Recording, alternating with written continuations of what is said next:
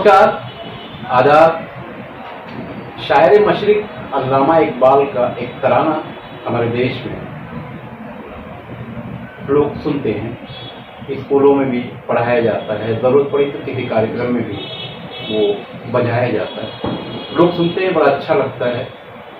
उस तराने का जो शुरू की बोल है, सारे जहां से अच्छा हिंदुस्तान, बुलबुलें हैं उसकी, ये हिंदुस्तान हमारा। मगर अब धीरे धीरे देखते देखते इस गाने का उलट भी सामने आ गया है। अच्छा हिंदुस्तान हमारा, हम मुसीबतें हैं इसकी, ये हिंदुस्तान हमारा। हालात फिलहाल ऐसे ही बने हुए। थोड़ी देर पहले मैं एक वीडियो उत्तर प्रदेश की सुन रहा था। देश के हालात खराब हैं, इसमें कोई शक नहीं। हालात खराब हैं और दिन ब दिन बढ़ते जा रहे हैं। हमारे यहाँ जो नफरती चिंटू पैदा हो गया, हालांकि ये हर दौर में थे, कांग्रेस के दौर में भी थे और अब भारतीय जनता पार्टी के दौर में भी हैं। सत्ता भारतीय जनता पार्टी की है, नफरती चिंटू अब ज्यादा हो गए हैं।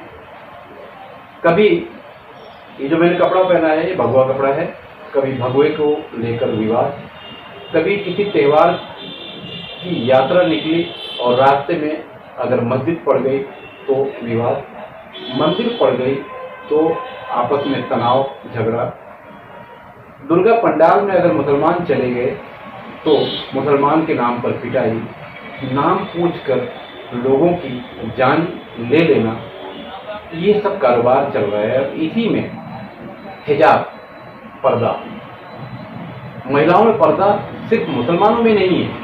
इस वक्त मैं मध्य प्रदेश में हूँ, आगे राजस्थान भी जाऊँगा तो यहाँ भी पर्दा है। बस फर्क इतना है कि साड़ी का जो पल्लू है वो मुंह के ऊपर रहता है, जिसे आमतौर से आम भाषा में घूंघट भी कहा जाता है। तो पर्दा हमारे देश में ये कोई नई प्रथा नहीं है जिसका विरोध हो रहा है, मगर बस विरोध करना है क्योंकि देश में रोजगार दिन ब दिन हाथ के नीचे से, पैर के नीचे से खसक रहा है। तो कुछ कारोबार तो है नहीं। मुझे कुछ 10-12 साल पहले एक कवि सम्मेलन में जाने का मौका मिला। वहाँ उसमें जो कवि थे उन्होंने कहा कि 2022 आते आते इस देश में हर व्यक्ति को रोजगार मिल जाएगा। 75% नेता, 20% चोर डाकू चीटर बेईमान और 5% पत्रकार, 100% रोजगार। उनकी वो कविता थी। अब हालात वही बता रहे हैं कि जिसे कोई काम नहीं, क्योंकि जो काम पहले था वो छीन चुका है, इसलिए वो नेता हो गया और जो बच गया उसमें से 20% वो इन नेताओं के समर्थक हो गए, जो चोर डाकू बेईमान लुटेरे ये हो गए, और बचे वो जो 5% वो पत्रकार हो गए।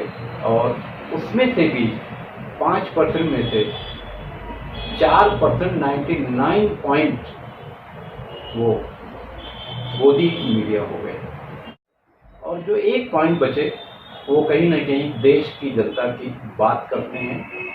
मुबारकबाद देना चाहिए उन लोगों को जो यूट्यूब का नेटवर्क चल रहा है, सोशल मीडिया चल रहा है, तो कम से कम हम आपकी बात कर सकते हैं या आप अपनी भी बात कर सकते हैं। बहरहाल देश में एक समुदाय को ठीक करने के लिए पूरी राजनीति चल रही है। दूसरा समुदाय जो बहुसंख्यक समुदाय है, बस वो ये सोच रहा है कि इस देश में एक समुदाय को ठीक करना बहुत ज़रूरी है।